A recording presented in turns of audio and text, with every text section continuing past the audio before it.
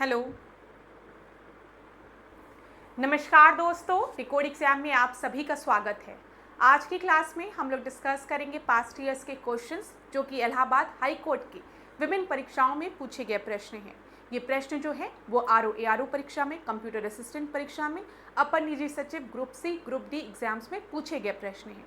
इन सारे प्रश्नों को मैंने लिया है यूथ कॉम्पिटिशन टाइम्स की बुक, जो कि स्पेशली आपकी आई है इलाहाबाद हाई कोर्ट एग्जाम के लिए। और आप देख सकते हैं कि इस पुस्तक में सारे परीक्षाओं के प्रश्नों को कवर किया गया है और इसी पुस्तक को मैंने इन लेक्चर्स में कवर किया है। इस पुस्तक के माध्यम से अभी तक मैंने आप लोगों के साथ पॉलिटी डिस्कस किया है, मॉडर्न इंडिया डिस्कस किया है, एनवायरनमेंट डिस्कस किया है, इंडियन ज्योग्राफी डिस्कस किया है और ये आज वर्ल्ड ज्योग्राफी का लास्ट लेक्चर है। ये मैं क्लियर कर दूं, ये वर्ल्ड ज्योग्राफी का लेक्चर नंबर 6 है। आप हर सब्जेक्ट के आगे लेक्चर नंबर देख सकते हैं ताकि आपको सीक्वेंस पता रहे कि पॉलिटी का लेक्चर नंबर 1 कौन सा है, 2 कौन सा है, 3 कौन सा है, 4 कौन सा है। उसी तरीके से मैंने इंडियन ज्योग्राफी का, पर्यावरण का, एनवायरनमेंट का और आधुनिक भारत का भी लेक्चर्स अलग से मेंशन कर दिया है। इस लेक्चर में हम किन किन टॉपिक्स को कवर करने वाले हैं? मानचित्र रेखाओं को कवर करेंगे, स्टेट्स को कवर करेंगे, ऊर्जा संसाधन को कवर करेंगे और कुछ मिसलेनियस क्वेश्चंस को डिस्कस करेंगे। तो चलिए आज के सेशन को स्टार्ट करते हैं मेरे साथ ऐश्वर्या सिंह के साथ। क्लास में कहीं पर भी किसी भी तरीके का डाउट होगा तो आप लोग मुझे कमेंट बॉक्स में ज़रूर बताएंगे। क्लास आज के सेशन को स्टार्ट करने से पहले थोड़ी सी इन्फॉर्मेशन मैं आप लोगों को देना चाहूँगी वीडियो क्रैश कोर्स के बारे में। इस वीडियो क्रैश कोर्स के तहत हमने एंटायर सिलेबस को कवर किया है वीडियो लेक्चर्स के माध्यम से। यहाँ पर आपको नोट्स पीडीएफ के फॉर्मेट में प्रोवाइड की जाएगी, प्लस टेस्ट सीरीज प्रोवाइड की जाएगी जहाँ पर आप अपने परफॉर्मेंस को इवैल्यूएट कर सकते हैं। अगर इस कोर्स से रिगार्डिंग आपको कोई भी इन्फॉर्मेशन चाहिए तो इस नंबर पे आप व्हाट्सएप करिए, यहाँ पर आपको सारी इन्फॉर्मेशन प्रोवाइड करा दी जाएगी। तो चलिए क्लास, अब आज के सेशन का हम पहला प्रश्न देखेंगे और इस सीरीज का हम 251 क्वेश्चन को देखेंगे। इराक का सबसे बड़ा तेल क्षेत्र क्या है? ये प्रश्न पूछा गया है। तो अल्फा, ठीक है, हल्त सुलेमान या फिर किरकुक और खोर अल अमाया। तो ABCD में से जो आपका सही उत्तर होगा 251 का वो है किरकुक। किरकुक जो है वो लार्जेस्ट ऑयल फील्ड है इराक की, याद रखिएगा। तो 251 का सी आपका सही उत्तर है, आरओ एग्जाम में पूछा गया प्रश्न था। अगला देखते हैं 252 क्वेश्चन को। Silicon used in computer industry is obtained from. जो सिलिकॉन कंप्यूटर इंडस्ट्रीज में यूज होती है वो कहाँ से हमें ऑब्टेन होती है? बॉक्साइट से, क्वार्ट्ज से, क्यूप्राइट से या फिर मैग्नेटाइट से। तो ABCD में से आपका सही उत्तर क्या होगा 252 का? वो है क्वार्ट्ज से। ठीक है, याद रखिएगा सिलिकॉन जो है वो क्वार्ट्ज से यूज होती है और ये आपको पता है कंप्यूटर के हार्डवेयर चिप्स को बनाने में इसका प्रयोग होता है। ठीक है, तो B आपका सही उत्तर है। अगला देखते हैं, which one of the following is called the black gold. किसे हम ब्लैक गोल्ड के नाम से जानते हैं? माइका को, कोल को, ग्रेनाइट को या फिर डायमंड को। तो 253 का आपका जो सही उत्तर है, कोयले को ब्लैक गोल्ड के नाम से जाना जाता है। कोयला काला होता है और इसे हम ब्लैक गोल्ड के नाम से जानते हैं। ये सब बहुत ही आसान प्रश्न है, इसमें इतना आपको सोचने समझने वाली चीज नहीं है। चलो पता है तो तुरंत टिक लगा दो। 254 प्रश्न को देखो, विच of the following country is the largest producer of aluminium in the world. सबसे ज्यादा एल्यूमिनियम का प्रोडक्शन कहाँ पर होता है? USA में, इंडिया में, फ्रांस में या फिर न्यूजीलैंड में पूछा गया है। तो यहाँ पर आपका सही उत्तर क्या हो जाएगा बताइए? 254 का जो आपका सही उत्तर है वो है B। ठीक है, याद रखिएगा सबसे ज्यादा अगर हम देखें मतलब प्रोडक्शन आपका एल्यूमिनियम का कहाँ होता है? इंडिया में होता है। इसको देख लीजिए क्लास एक बार आप लोग। दिए गए विकल्पों में वर्ष 2022 तक एल्यूमिनियम का सबसे बड़ा उत्पादक देश भारत है, जबकि विश्व में अगर हम देखेंगे 3 एल्यूमिनियम उत्पादक देश में चीन, रूस और भारत आपका है। ठीक है, तो ये डेटा आप लोग चेक करते रहा करिए अपने जिस ईयर में आपको एग्जाम देना है उस ईयर के अकॉर्डिंग जो डेटा होते हैं उसको जरूर चेक कर लिया करिए एक बार, प्रोडक्शन से रिलेटेड जो डेटा होते हैं। Which of the following is not a type of the coal? Lignite, bituminous, anthracite या फिर सिडेराइट। तो आपको पता है जब हम कोल की बात करते हैं तो सबसे बेस्ट क्वालिटी ऑफ कोल कौन सा होता है? एंथ्रासाइट होता है। ठीक है, एंथ्रासाइट के बाद हम कहते हैं कि बिटुमिनस कोल।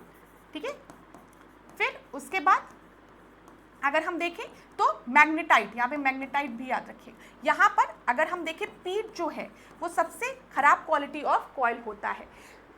क्लियर है ना? जब बिटुमिनस की हम बात करते हैं तो भारत में आपसे प्रश्न पूछता है ये कि लिग्नाइट कोल कहाँ पाया जाता है। ध्यान दीजिए जो मैं बताने जा रही हूँ, अभी इसको आप 1 मिनट स्किप करिए। कोल से रिलेटेड प्रश्न जो इंडिया के कंटेक्स्ट में पूछा जाता है वो ये पूछा जाता है, भारत में लिग्नाइट कोल कहाँ पाया जाता है? तो याद रखिएगा नेवेली में, जो कि कहाँ पर है? तमिलनाडु में है। ये प्रश्न कई बार परीक्षा में पूछा गया है।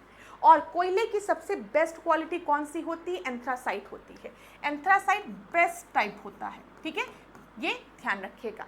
आपकी परीक्षा में ये भी प्रश्न बन जाता है कि जो best quality of coal anthracite Bharat में क्या पाया जाता है? तो याद रखिएगा, हाँ, बहुत ही कम मात्रा में मिलता है जम्मू कश्मीर रीजन में, ठीक है, मिलता है लेकिन बहुत ही कम मात्रा में जम्मू कश्मीर में।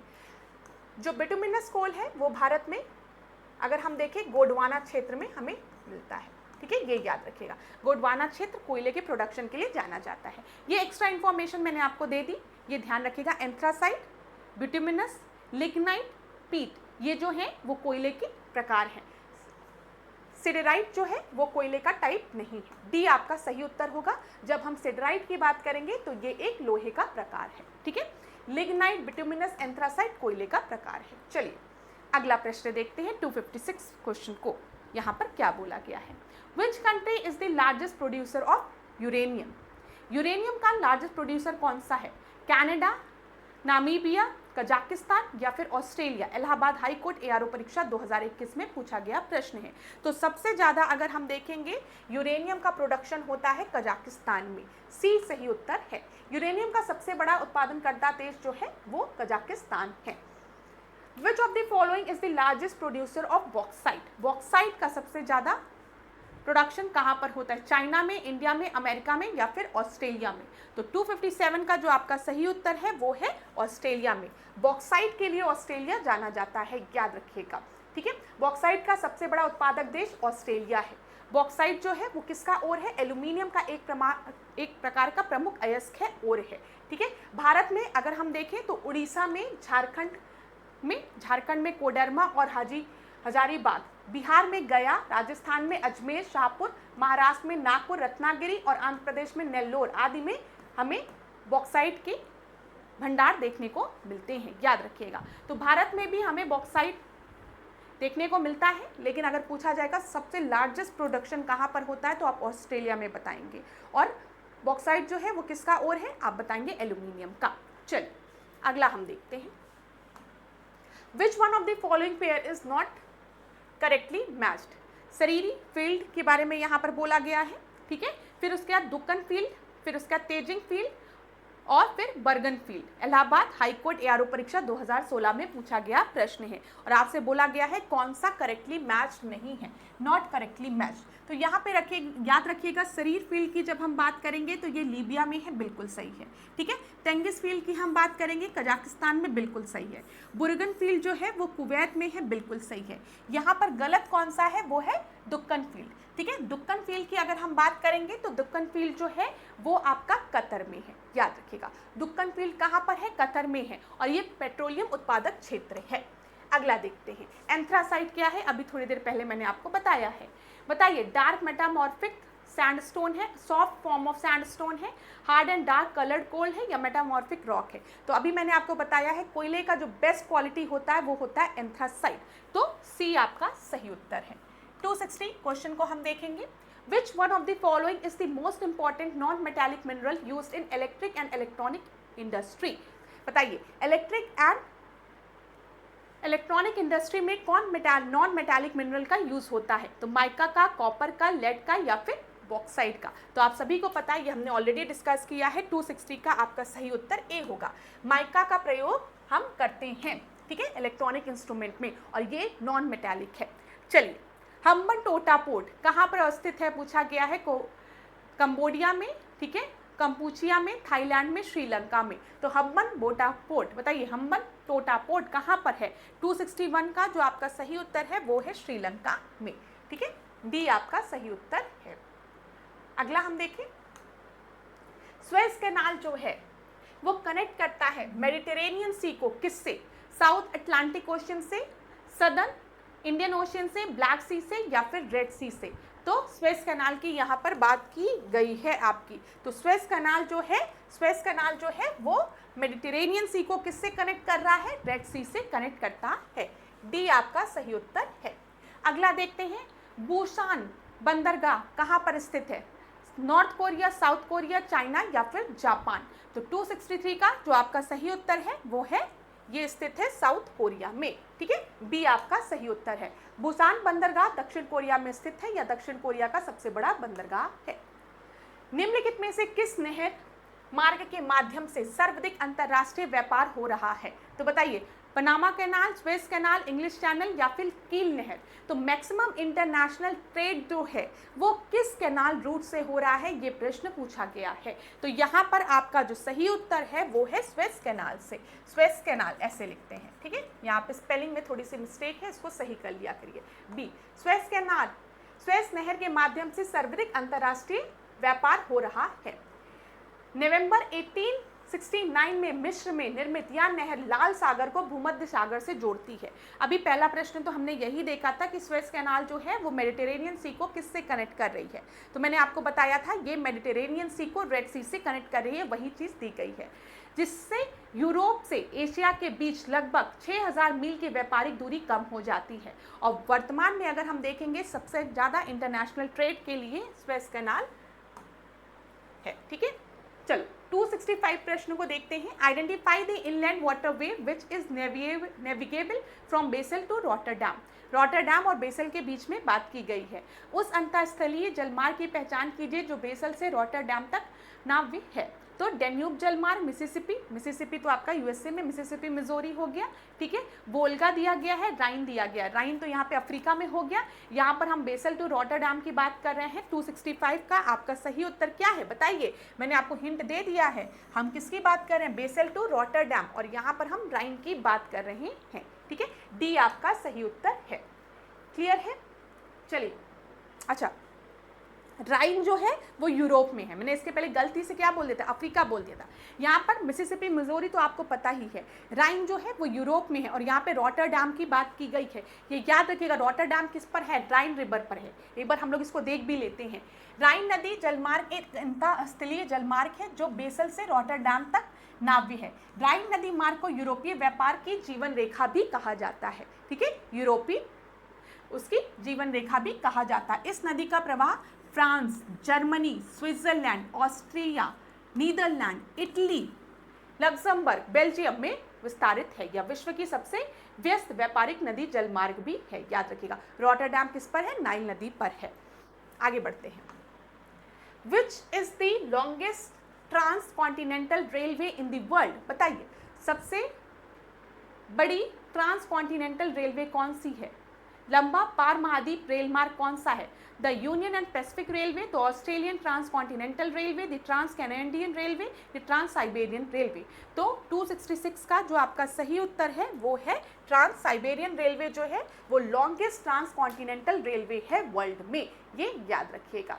यहाँ पर देख लीजिए, संसार में सबसे लंबा पार महाद्वीप रेल मार्ग पार जो है वो साइबेरियन रेल मार्ग है, जो कि रूस में स्थित है, जो यूरोपीय महाद्वीप के पश्चिम स्थित लेनिनग्राड नगर को पूर्व में प्रशांत महासागर के तट पर स्थित, ठीक है, व्लादिवोस्टोक नगर से जोड़ता है। ये भी हो सकता है कभी पूछ ले, तो याद रखिएगा व्लादिवोस्टोक को लेनिनग्राड से कौन सा रेल मार्ग जोड़ता है? तो ट्रांस साइबेरियन रेल मार्ग। अगला प्रश्न हम देखते हैं। Which one of the following method or a scale is a universal method? Graphical method, statement of scale, simple statement, representative fraction। निम्नलिखित में से कौन सी मापनी विधि सार्वभौमिक विधि है? तो यहाँ पर आपका सही उत्तर जो है 267 का वो है रिप्रेजेंटेटिव फ्रैक्शन, डी सही उत्तर है। अगला देखते हैं, numerator in a scale represent. तो यहाँ पे जो प्रश्न है क्लास वो ड्राइवर से रिलेटेड प्रश्न है, तो जल्दी जल्दी डिस्कस करते हैं। 268 का आपका सही उत्तर है map distance. Numerator in a scale represent map distance, ठीक है। फिर देखो यहाँ पर contour line is the imaginary line joining the places of equal elevation, temperature, rainfall या फिर ह्यूमिडिटी। तो कॉन्टूर लाइन की बात यहाँ पर की गई है। 269 का आपका सही उत्तर जो है वो है एलिवेशन, ठीक है। सेम एलिवेशन जहाँ पर है उस लाइन को, जो लाइन जोड़ती है उसको हम कॉन्टूर लाइन कहते हैं। अगला देखते हैं, the international date line is 0 degree latitude, 0 degree longitude, 66.5 latitude, 180 degree longitude. तो 270 का आपका सही उत्तर जो है वो है 180 डिग्री लॉन्गिट्यूड, ठीक है, इंटरनेशनल डेट लाइन है। 180 डिग्री देशांतर रेखा को अंतरराष्ट्रीय तिथि रेखा के रूप में जाना जाता है। ये ऑलरेडी हमने डिस्कस किया है। अब स्ट्रेट से रिलेटेड प्रश्नों को देखते हैं। वैसे ये जो प्रश्न दिया गया है वो स्ट्रेट से रिलेटेड नहीं है, ठीक है। ये प्रश्न यहाँ पर क्यों दे दिया गया है मुझे नहीं पता। ये जो प्रश्न है वो आपका सोलर सिस्टम से रिलेटेड है, ठीक है, ना कि स्ट्रेट से रिलेटेड, तो ध्यान रखिएगा।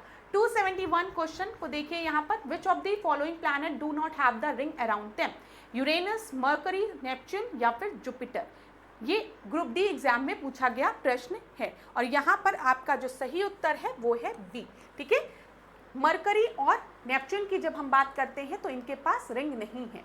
बुध सूर्य का सबसे नजदीकी है, सबसे छोटा ग्रह है। इस ग्रह में चारों ओर से कोई भी विलय रिंग नहीं पाया जाता। इसके अतिरिक्त हम देखेंगे तो शुक्र, पृथ्वी, वरुण, मंगल ग्रह के चारों ओर भी रिंग नहीं है, ठीक है। जबकि अरुण और बृहस्पति जो है वो रिंग से आपकी घिरी हुई है। वो प्रश्न क्यों स्ट्रेट में दिया गया था ये मुझे नहीं पता, बुक में छपा हुआ था इसलिए मैंने आपसे डिस्कस कर लिया। अगला देखते हैं यहाँ पर, सूची 1 को सूची 2 के साथ सुमेलित करना है। सुनामी, कैस्पियन सी, ओशन करंट और टाइड्स दिया गया है। तो बताइए, stream of water moving along the definite path. Strong seismic waves की जब हम बात करेंगे तो सेस्मिक, जब पानी के अंदर भूकंप आता है, अर्थक्वेक आता है, सेस्मिक वेव्स का मूवमेंट होता है तो सुनामी आता है। तो ए का सेकंड हो जाएगा। ए का सेकंड 2 जगह दिया गया है। चलिए फिर दिया गया है periodic rise and fall of the water, largest lake. Caspian Sea जो है वो लार्जेस्ट लेक है, आपको पता है। बी का 4th हो जाएगा, ठीक है। फिर सी, ओशन करंट की हम बात करेंगे तो ओशन करंट क्या है, movement of water in a ocean, तो सी का 1st हो जाएगा। टाइड क्या है, periodic rise and fall of the water, तो बी आपका सही उत्तर हो गया। कहीं पर भी ऐसा लगे कि वीडियो को पॉज करके पढ़ने की आवश्यकता है तो आप अपने अनुसार वीडियो को पॉज करिए और प्रश्न को आराम से पढ़िए और उत्तर दीजिए। यहाँ पे फरक्का की बात की गई है। फरक्का जल संधि की हम बात करते हैं ना, जल water sharing treaty is between India and Pakistan, India Nepal, India and China and India and Bangladesh. 273 का आपका सही उत्तर जो है वो है फरक्का वाटर जो है वो ट्रीटी है share between the India and Bangladesh, ठीक है। डी आपका सही उत्तर है। अगला प्रश्न देखें, यहाँ पर देखिए, ग्रीष्म ऋतु में हुगली नदी के बहाव को निरंतर बनाए रखने के लिए गंगा नदी के पानी के एक बड़े हिस्से को फरक्का बांध द्वारा हुगली नदी में मोड़ दिया गया है। इस पानी के वितरण के लिए भारत और बांग्लादेश के मध्य विवाद चलता रहता है। अब पाक स्टेट से रिलेटेड प्रश्न पूछा है, ये बहुत ही आसान है। तो बताइए, इंडिया और श्रीलंका, पहला ही सही है। ये एआरओ परीक्षा में पूछा गया प्रश्न है। 274 का आपका सही उत्तर क्या है, पाक स्टेट जो है वो सिचुएटेड है बिटवीन इंडिया एंड श्रीलंका। ए आपका सही उत्तर है। अब एनर्जी रिसोर्स से रिलेटेड क्वेश्चंस को हम लोग देखते हैं। क्या दिया गया है, पॉज करना है वीडियो को तो पॉज कर लीजिए। Hydrosphere, lithosphere, radiant energy, thermal energy. Hydrosphere की बात जब हम करते हैं तो हम किसकी बात करते हैं, वाटर की बात करते हैं। मैंने आपको बताया जहां भी हाइड्रो दिया है means we are talking about water, ठीक है। तो हाइड्रोस्फीयर जो है वो ग्राउंड वाटर से रिलेटेड हो सकता है। ए का 3rd हम कर देते हैं। लिथोस्फीयर की जब हम बात करेंगे तो यहाँ पर सॉइल और रॉक हो गया, बी का 2nd हो गया। ए का 3rd, बी का 2nd। रेडिएंट एनर्जी की बात करेंगे तो यहाँ पर आपका सी का 1st हो गया, ठीक है। और थर्मल एनर्जी में हीट, तो आपका सही उत्तर क्या हो जाएगा, ए सही उत्तर हो जाएगा। आसान प्रश्न है, कुछ ऐसा डिस्कस करने की आवश्यकता नहीं लग रही है मुझे। कहीं पर भी डाउट होता है, परेशानी होती है तो आप लोग भले मुझे कमेंट बॉक्स में बता दिया करिए। आगे देखते हैं, Which of the following is renewable source of energy? बताइए, नवीकरणीय ऊर्जा का स्रोत क्या है। मैंने आपको बताया था, जैसे हम सूर्य एनर्जी की बात करेंगे, सोलर एनर्जी की, ठीक है, हम विंड एनर्जी की बात करेंगे, तो ये क्या है, रोज रिन्यू हो रहा है, खत्म नहीं हो रहा है। बारिश होगी, पानी भी रिन्यू होगा, हवा रोज चलती है, सूर्य की किरणें पड़ती है, तो वहाँ से जो भी ऊर्जा हमें पास होगी वो रिन्यू होगा। साथ ही साथ अगर हम देखें non renewable source of energy की, तो इसमें आपके फॉसिल फ्यूल्स आ जाते हैं, ठीक है, जो कि एक लिमिटेड अमाउंट में प्रेजेंट है। जैसे कोयला हो गया, कोल हो गया, पेट्रोलियम हो गया, ठीक है, डीजल हो गया, ये सब लिमिटेड अमाउंट में प्रेजेंट है, एक समय बाद खत्म भी हो सकते हैं। तो यहाँ पर देखिए, कोयला, कैरोसिन और पेट्रोल की जब हम बात करेंगे, ये सारे जो हैं वो non renewable source of energy है। लेकिन बायोमास जो है, ठीक है, वो आपका रिन्यूएबल सोर्स ऑफ एनर्जी है। सी आपका सही उत्तर हो जाएगा, यहाँ पर ध्यान दीजिएगा। चलिए फिर हम अगले प्रश्न को देखते हैं। Which of the following is a non-renewable source of energy? तो बताइए, tidal energy, solar energy, fossil fuel या फिर विंड एनर्जी। ऑलरेडी हमने आपसे डिस्कस किया है, जब हम विंड एनर्जी की बात करेंगे, सोलर एनर्जी की बात करेंगे, टाइडल एनर्जी की बात करेंगे, तो ये आपका कैसा है, ये सारे जो हैं आपके ये रिन्यूएबल सोर्स ऑफ एनर्जी है, लेकिन फॉसिल फ्यूल जो है वो non renewable source of energy है। आप इस प्रश्न को देखिए, non renewable source of energy जो एक स्पेसिफिक अमाउंट में आपके प्रेजेंट है और कुछ समय बाद वो ख़त्म भी हो जाएगा। ठीक है, ये ध्यान रखिएगा। ठीक है क्लास, चलिए अगले क्वेश्चन को हम देखते हैं।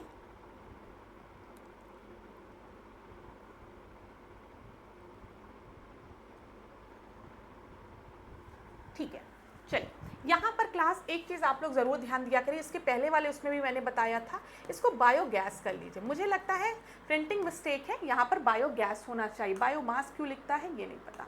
चलिए अगला हम देखते हैं, ये हो गया, ये हो गया। Which one of the following form of energy leads to least environment pollution in the process of its harnessing and utilization? ठीक है, जब हम नवीकरणीय ऊर्जा और की बात करते हैं, जब हम रिन्यूएबल सोर्स ऑफ एनर्जी की बात करते हैं, जैसे जो ऊर्जा हमें सूर्य से मिल रही है, विंड से मिल रही है, इनको हम क्या कहते हैं, रिन्यूएबल सोर्स ऑफ एनर्जी। तो यहाँ पे जो पॉल्यूशन होता है ना, वो भी बहुत कम जनरेट होता है as compare to the fossil fuel burning. जब हम किसी फॉसिल फ्यूल को जलाते, कोयले को जलाते, पेट्रोल को जलाते, केरोसिन को जलाते हैं, तो यहाँ पर ज़्यादा पॉल्यूशन जनरेट होता है। ठीक है, तो ध्यान दीजिएगा, यहाँ पे क्या बोला गया है, विच one of the following form of energy leads to least environment pollution in the process of harnessing and utilization। तो न्यूक्लियर एनर्जी आपका non renewable source of energy है। ठीक है, यहाँ पर जियोथर्मल, सोलर और थर्मल एनर्जी दिया गया है। तो ध्यान दीजिएगा, अब थोड़ा सा क्वेश्चन कॉम्प्लिकेटेड है, लेकिन यहाँ पर आपका जो सही उत्तर होगा 278 का, वो होगा सोलर एनर्जी। सोलर एनर्जी से क्लास सबसे कम पॉल्यूशन जनरेट होगा, ये ध्यान रखिएगा। सी आपका सही उत्तर है। ठीक है, सी आपका सही उत्तर है, देख लीजिए। जब भी हम किसी जीवाश्म को जलाते हैं, ठीक है, गर्मी उत्पन्न करने के लिए, ऊर्जा उत्पन्न करने के लिए, तो वहाँ पर क्या होता है, वहाँ पे पॉल्यूशन जनरेट होता है।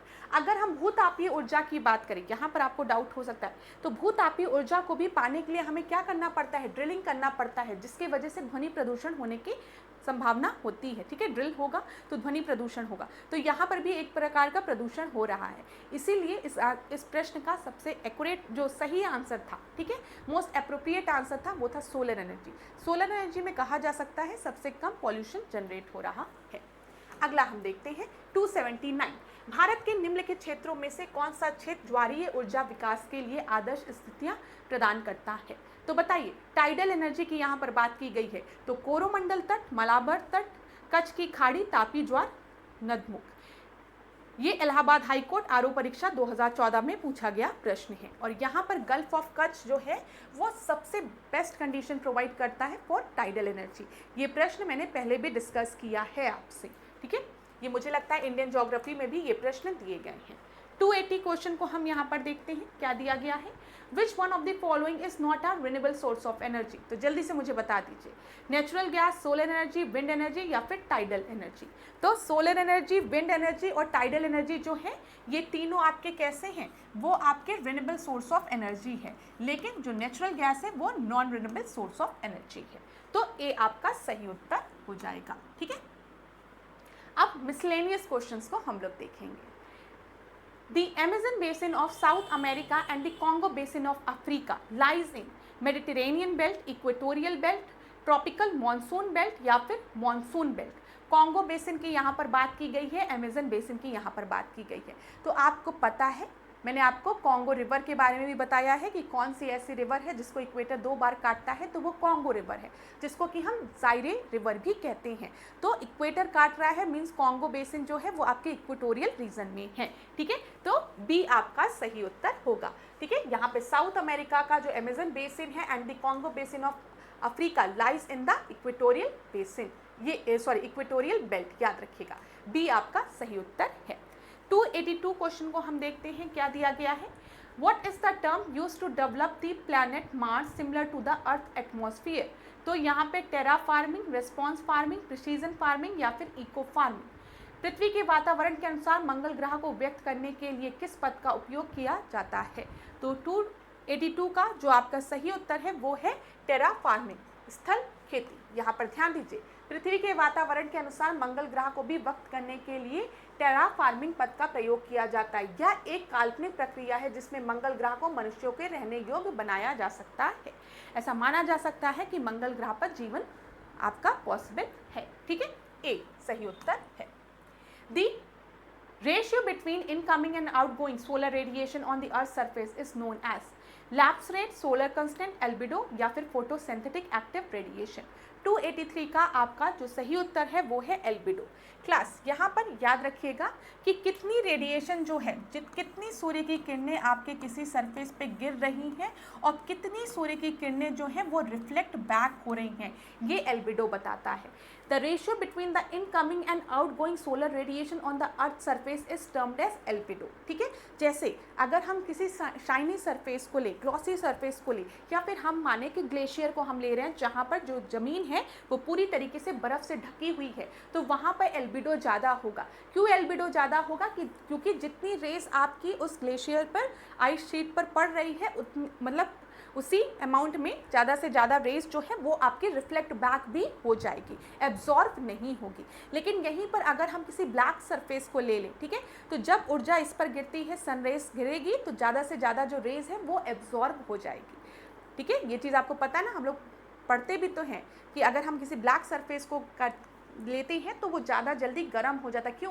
क्योंकि जो किरणें उस पर पड़ रही हैं उसमें से ज़्यादा किरणें ब्लैक सरफेस एब्जॉर्ब कर लेता है, रिफ्लेक्ट बैक नहीं करता है। ये ध्यान दीजिएगा। चलो, तो सी आपका सही उत्तर है। देखिए, एल्बिडो अधिकांश प्रकाश को अवशोषित किए बिना परावर्तित कर देता है, मतलब रिफ्लेक्ट बैक कर देता है, एब्जॉर्ब नहीं करता है। पृथ्वी को ठंडा करने में इसकी मदद रहती है। ठीक है, जितना ज़्यादा एल्बिडो होगा मतलब उतना ज़्यादा जो रेज है वो रिफ्लेक्ट बैक हो जाएगी, बिना एब्जॉर्ब हुए। अगला प्रश्न देखते हैं, mango and banana are fruits of arid region, tropical region, temperate region या फिर मेडिटेरेनियन रीजन। तो मुझे बताओ, आम कहाँ का वो है? खाते हो आम? हाँ, उत्तर प्रदेश में आम होता है। हाँ, tropic of cancer Uttar Pradesh से गुजरता है। हाँ, गुजरता है। ठीक है, तो आम की फसल यहाँ देखने को मिलती है, आम और केला। बी आपका सही उत्तर हो जाएगा। Hydraulic action is a type of erosion caused by running water, wind, glacier या फिर सोलर इरोजन। तो यहाँ पर सॉइल इरोजन क्या दिया गया है? हाइड्रोलिक एक्शन जो है वो एक तरीके का इरोजन है जो कि रनिंग वाटर की वजह से, विंड की वजह से, ग्लेशियर की वजह से या फिर सॉइल इरोजन की वजह से होता है। तो 285 का जो आपका सही उत्तर है वो है रनिंग वाटर की वजह से हाइड्रोलिक एक्शन होता है। ठीक है, हाइड्रा दिया गया है यहाँ पर। ठीक है, क्लियर है ना?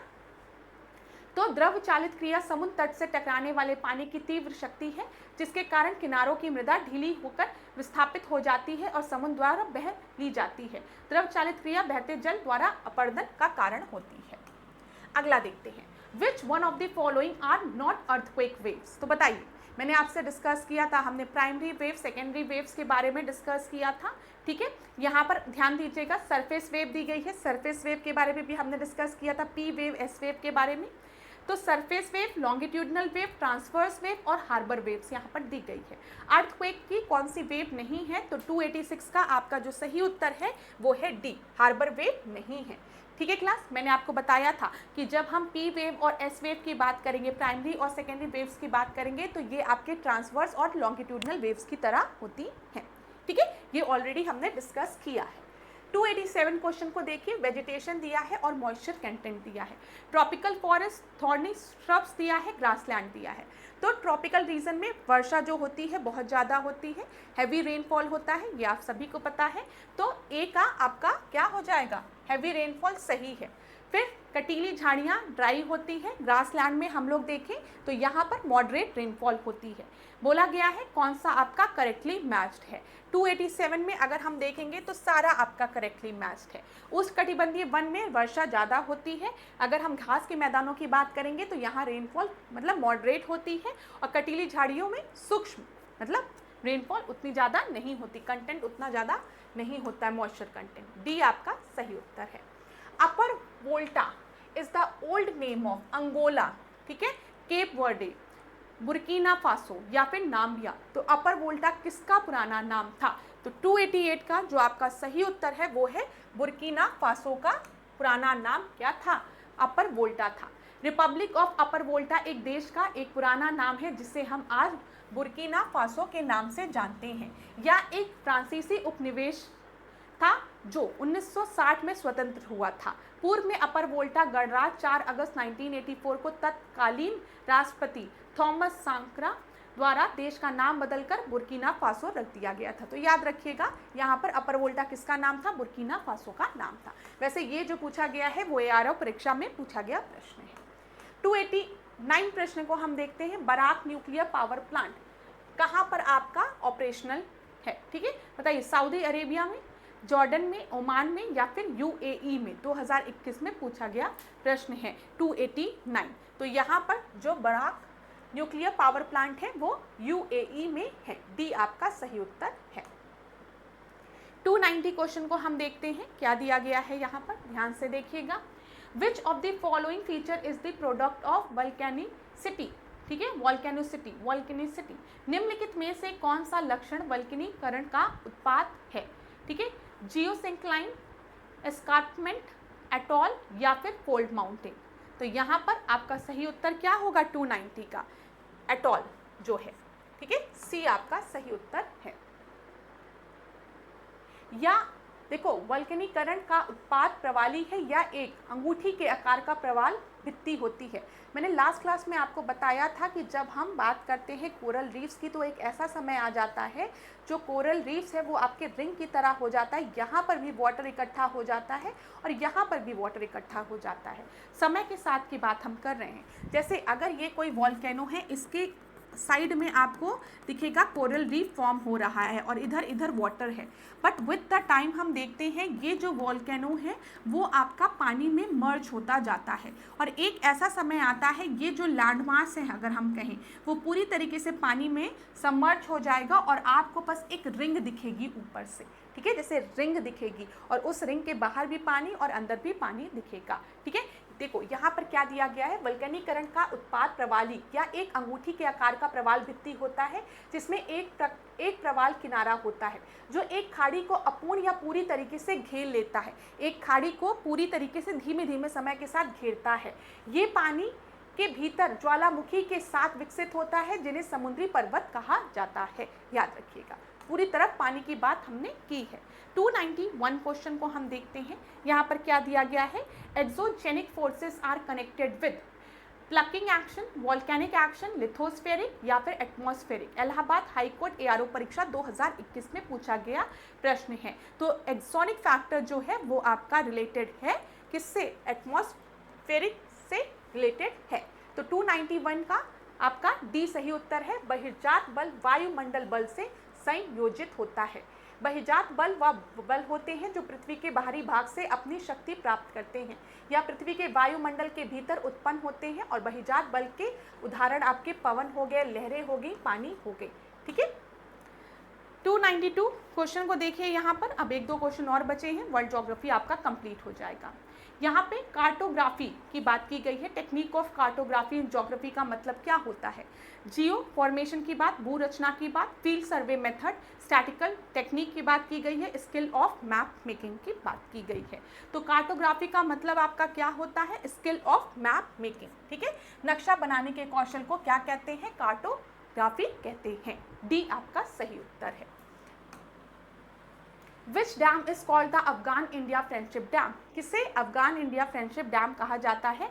इलाहाबाद हाई कोर्ट ARO परीक्षा 2021 में पूछा गया प्रश्न है। तो 293 का आपका जो सही उत्तर है वो है सलमा। सलमा डैम को अफगान इंडिया फ्रेंडशिप डैम के नाम से जाना जाता है, ठीक है।